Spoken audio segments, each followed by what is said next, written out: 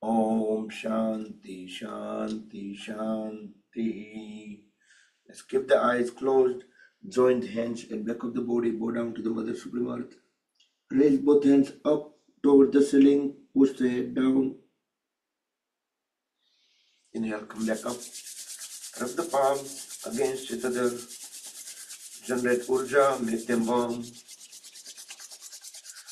Let's warm hands all over the face and eyes. Blink the eyes few times.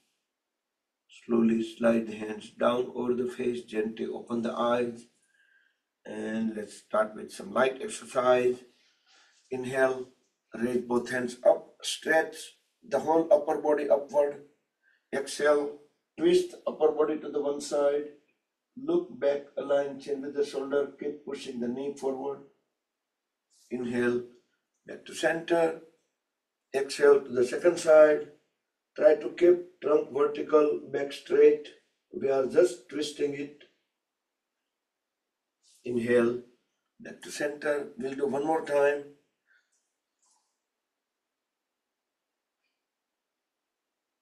Feel the twist, stretches, back to center, and complete onto the second side.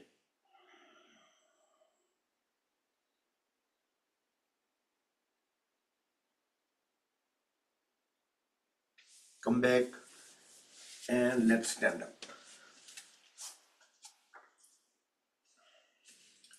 Feet 3 to 4 feet apart, interlock the fingers. Stretch both hands up, palms towards ceiling. Deep inhale. As we deep exhale, bend sideways. Keep looking up. Try to keep pushing the hands further down. Inhale, back to center. Again, stretch palms toward the ceiling. Exhale, bend to the other side. Keep looking up into the ceiling. Inhale, come back. One more time, both the sides. Swaying palm tree pose, Tiryak Tadasana. Keep the awareness at the lower back. Inhale, back to center, and complete onto the second side.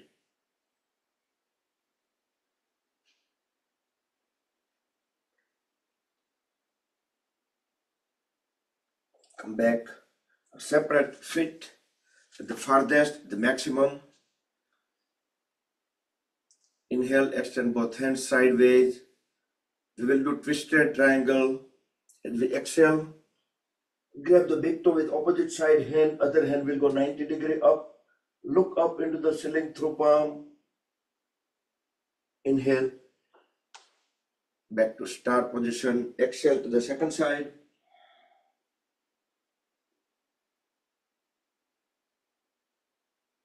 Inhale, come back. We'll do one more time. Same pose, both the side.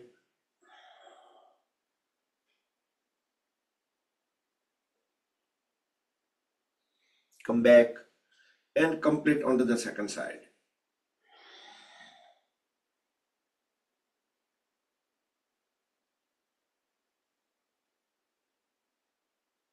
Come back. Bring both hands at the lower back. Inhale, arch backward. Look into the back wall. Exhale, come back up, straighten the trunk. Inhale again. Exhale, bend forward and down. Try to push head as low as possible.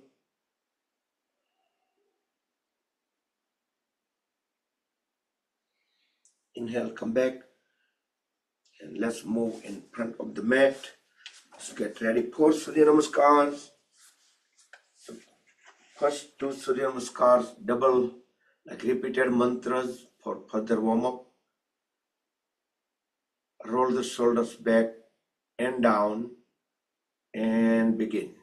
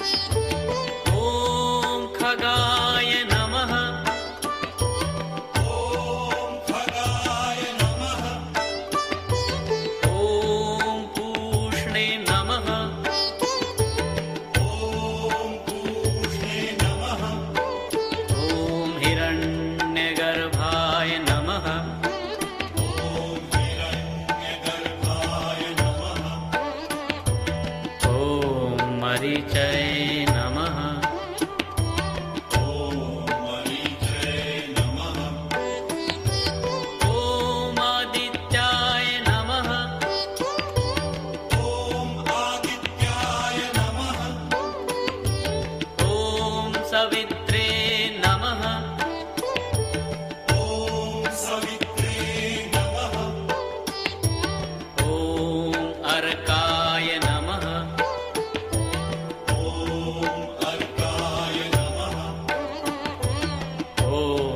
भास्कराय नमः।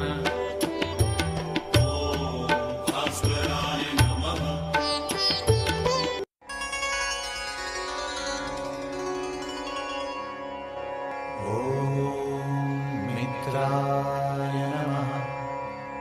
ॐ रवये नमः।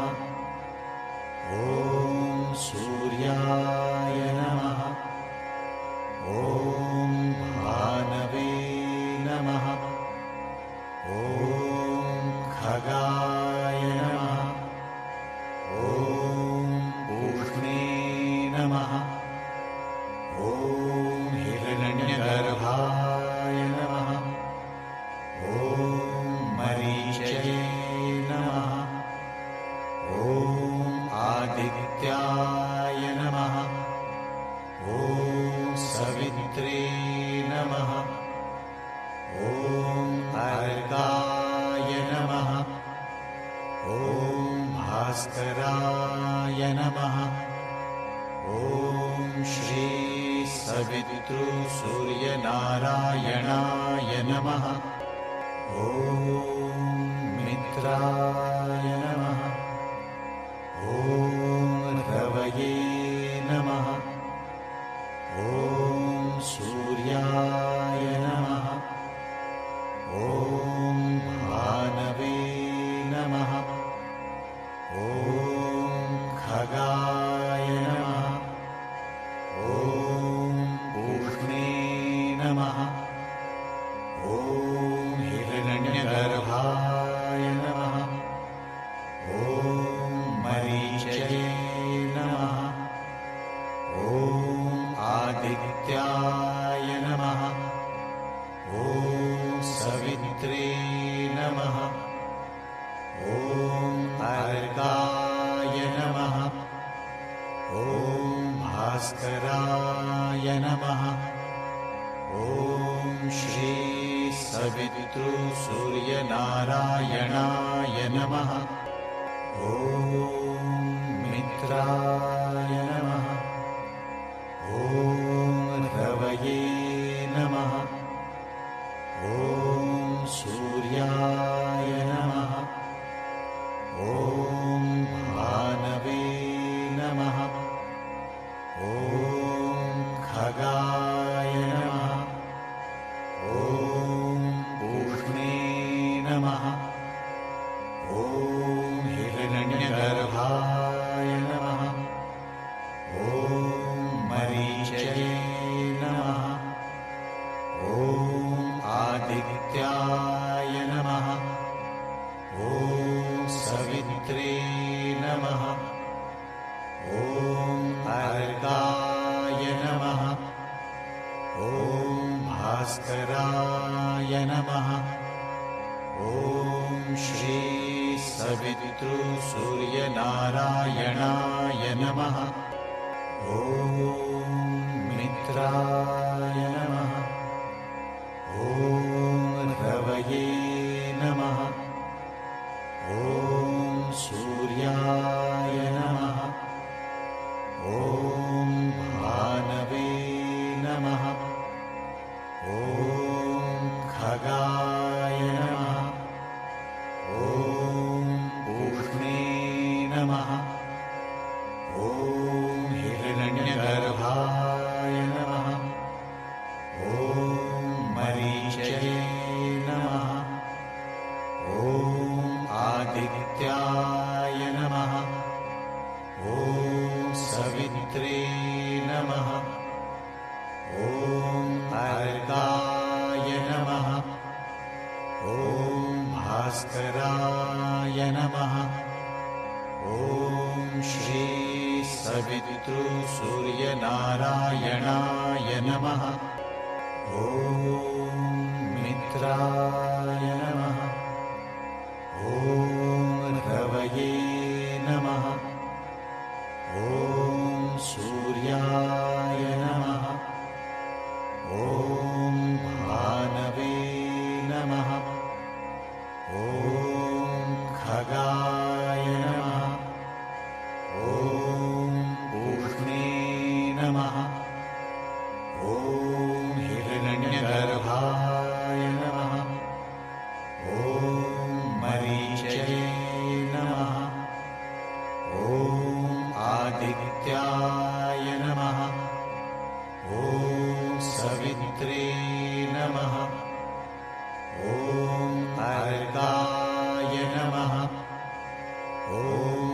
भास्कराय नमः। ॐ श्री सवितृसूर्यनारायणाय नमः। ॐ मित्राय नमः। ॐ रवये नमः। ॐ सूर्याय नमः। ॐ भानवे नमः। ॐ खगाय नमः। ॐ पूष्णे नमः। ॐ हिरण्यगर्भाय नमः। ॐ मरीचये नमः। ॐ आदित्याय नमः। ॐ सवित्रे नमः। ॐ अर्काय नमः। ॐ भास्कराय नमः। ॐ श्री सवितृसूर्यनारायणाय नमः। ॐ मित्राय नमः। ॐ रवये नमः। ॐ सूर्याय नमः। ॐ भानवे नमः। ॐ खगाय नमः। ॐ पूष्णे नमः।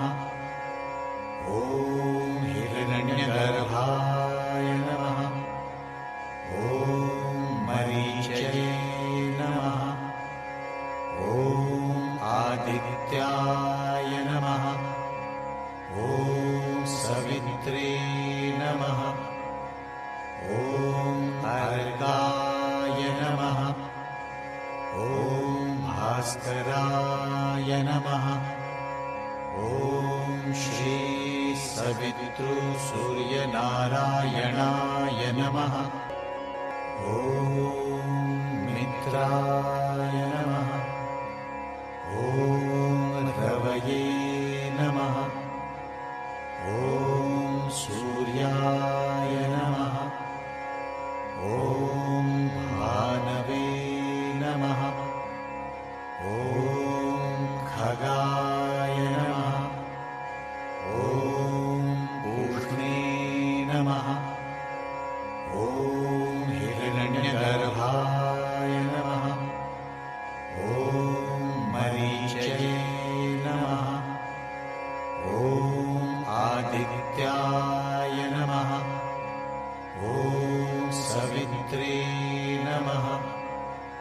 ॐ अर्काय नमः। ॐ भास्कराय नमः। ॐ श्री सवितृसूर्यनारायणाय नमः। ॐ मित्राय नमः। ॐ रवये नमः। ॐ सूर्याय नमः। ॐ भानवे नमः। ॐ खगाय नमः। ॐ पूष्णे नमः। ॐ हिरण्यगर्भाय नमः। ॐ मरीचये नमः। ॐ आदित्याय नमः। ॐ सवित्रे नमः। ॐ अर्काय नमः। ॐ भास्कराय नमः। ॐ श्री सवितृसूर्यनारायणाय नमः। ॐ मित्राय नमः। ॐ रवये नमः। ॐ सूर्याय नमः। ॐ भानवे नमः। ॐ खगाय नमः। ॐ पूष्णे नमः। ॐ हिरण्यगर्भाय नमः।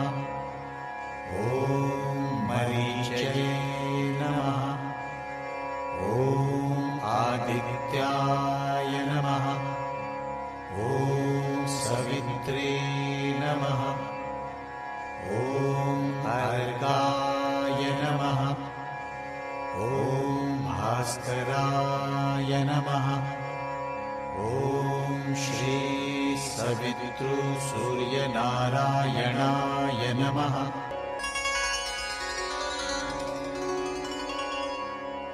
ॐ मित्राय नमः। ॐ रवये नमः। ॐ सूर्याय नमः। ॐ भानवे नमः। ॐ खगाय नमः। ॐ पूष्णे नमः। ॐ हिरण्यगर्भाय नमः। ॐ मरीचये नमः। ॐ आदित्याय नमः। ॐ सवित्रे नमः। ॐ अर्काय नमः। ॐ भास्कराय नमः। ॐ श्री सवितृसूर्यनारायणाय नमः। ॐ मित्राय नमः। ॐ रवये नमः। ॐ सूर्याय नमः। ॐ भानवे नमः।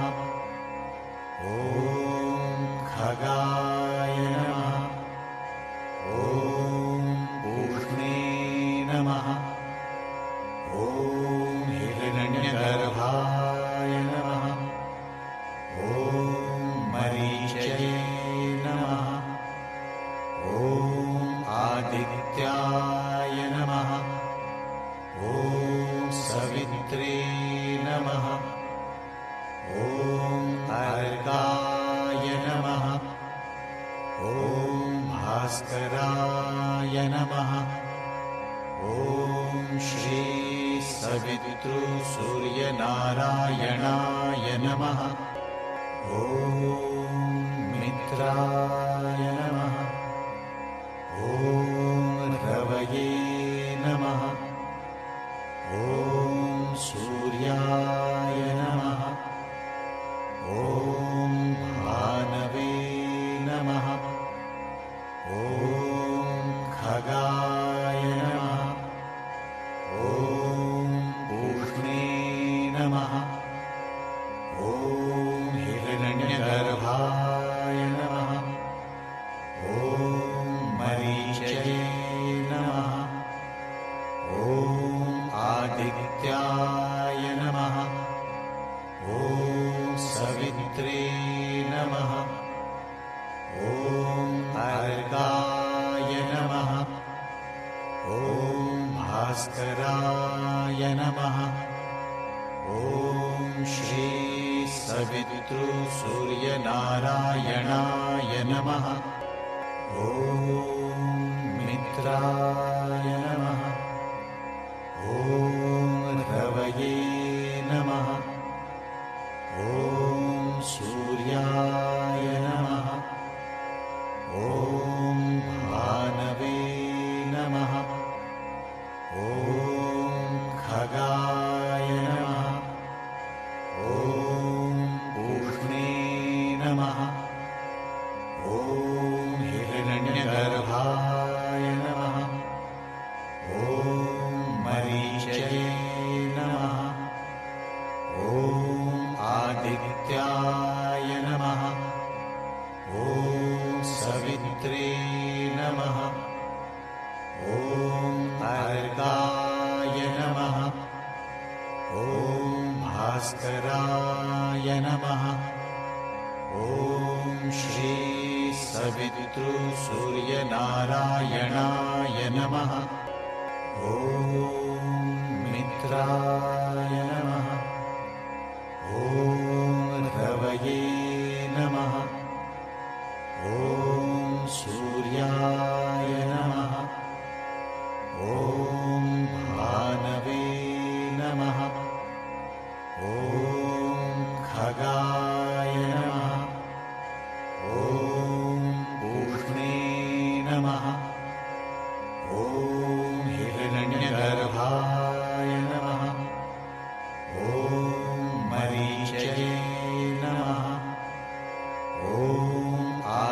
आदित्याय नमः। ॐ सवित्रे नमः। ॐ अर्काय नमः। ॐ भास्कराय नमः। ॐ श्री सवितृसूर्यनारायणाय नमः। ॐ मित्राय नमः।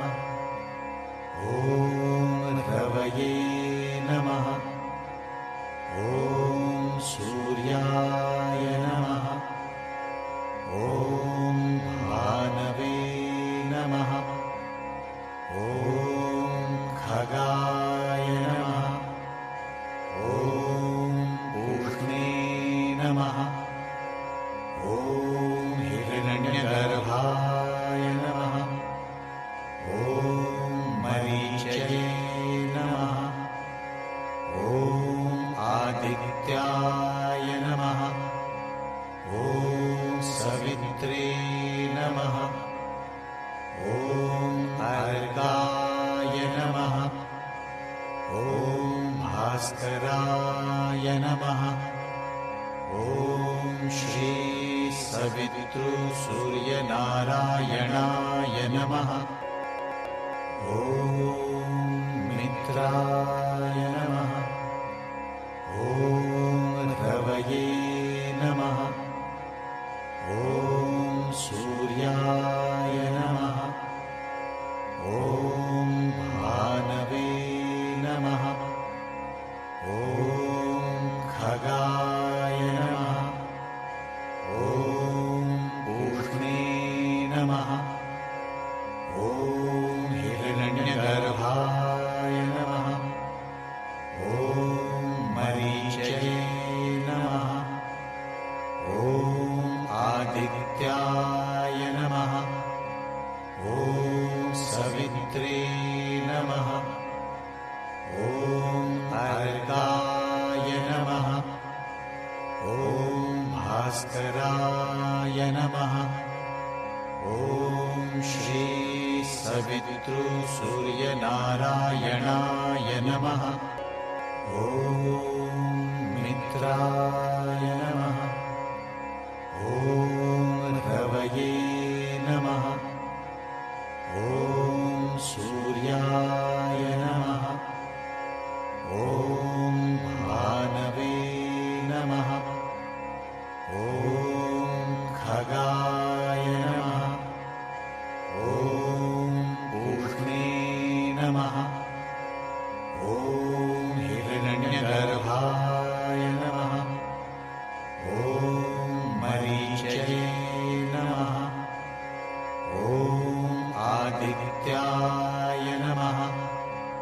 ॐ सवित्रे नमः। ॐ अर्काय नमः। ॐ भास्कराय नमः। ॐ श्री सवितृसूर्यनारायणाय नमः। ॐ मित्राय नमः। ॐ रवये नमः। ॐ सूर्याय नमः। ॐ भानवे नमः। ॐ खगाय नमः। ॐ पूष्णे नमः। ॐ हिरण्यगर्भाय नमः। ॐ मरीचये नमः। ॐ आदित्याय नमः। ॐ सवित्रे नमः। ॐ अर्काय नमः। ॐ भास्कराय नमः। ॐ श्री सवितृसूर्यनारायणाय नमः। ॐ मित्राय नमः। ॐ रवये नमः। ॐ सूर्याय नमः। ॐ भानवे नमः। ॐ ॐ खगाय नमः। ॐ पूष्णे नमः। ॐ हिरण्यगर्भाय नमः। ॐ मरीचये नमः। ॐ आदित्याय नमः। ॐ सवित्रे नमः। ॐ अर्काय नमः। ॐ भास्कराय नमः। ॐ श्री सवितृसूर्यनारायणाय नमः।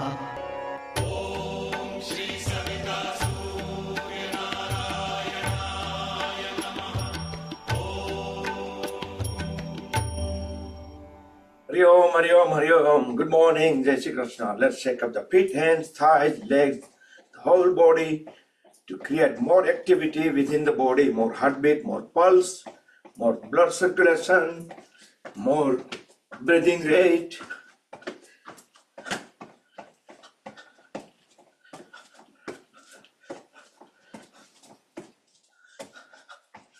And lay down in Shavasana. Completely still the body. Let all the body parts, muscle, joint be on their own, on the gravity. Close the eyes, deep inhale, deep exhale few times. Then let the breath become completely normal, natural. Feel the body weight and see how it transfers to the floor.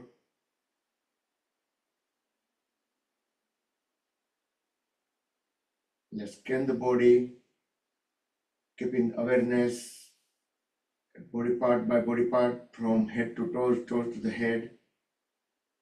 Try to acknowledge any kind of sensations, heartbeat, pulse, relaxation, whatever we can feel for 3 full minutes. And timer starts now.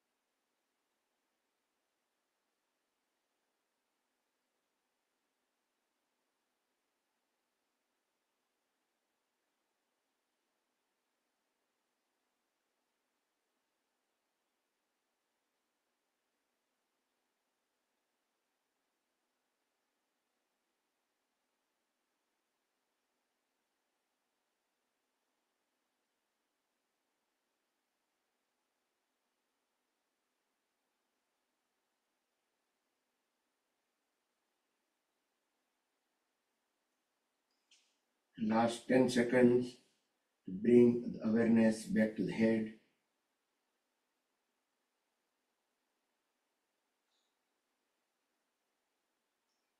Bring feet together, squeeze and release the toes few times and move them onto side by side. Also turn the head also onto both the sides. Now give body a big stretch, Yastikasana stick pose, push all the toes together forward and the hands into opposite direction. Full stretch, stretch, stretch, stretch and relax. Now bring both hands sideways, palms facing down, elbows straight. Hold at knees, so heels will be at hips. Deep inhale. As we deep exhale, drop both knees together on the floor towards left. Turn the head towards right. Push the palms into the floor and feel some good twist at the spine. Inhale back to center. Exhale to the other side. The same thing. Do everything with closed eyes. Keep the eyes closed till the end of the session. Inhale back to center. We'll do one more time with feet lifted a little bit and drop the folded legs towards left. Turn the head towards right. Back to center. Exhale, folded legs towards right. Head towards left for a few seconds. And bring the entire body towards right. Stay on right for 2 more breaths in and out.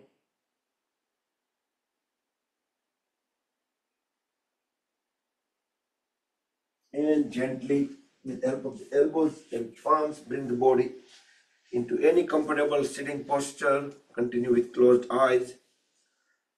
We will do Anulom Vilom Pranayam for a minute. So inhale on left, exhale on right, then inhale on right, exhale on left. With right hand using the right thumb tip, right ring fingertip to block, unblock the nostrils as needed.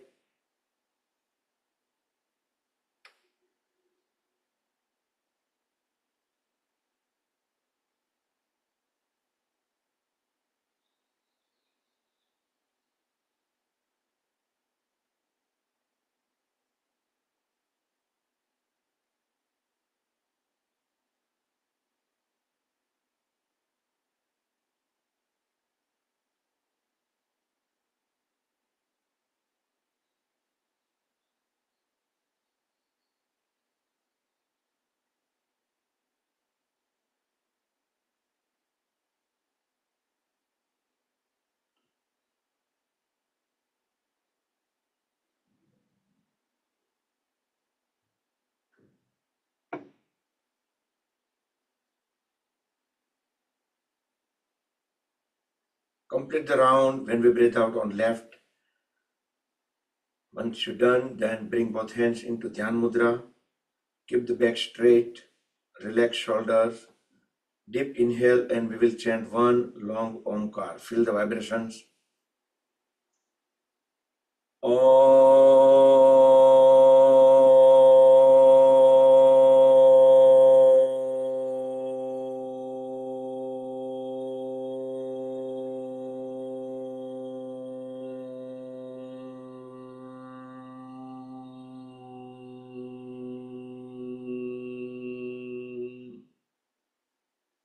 Om Shanti Shanti Shanti.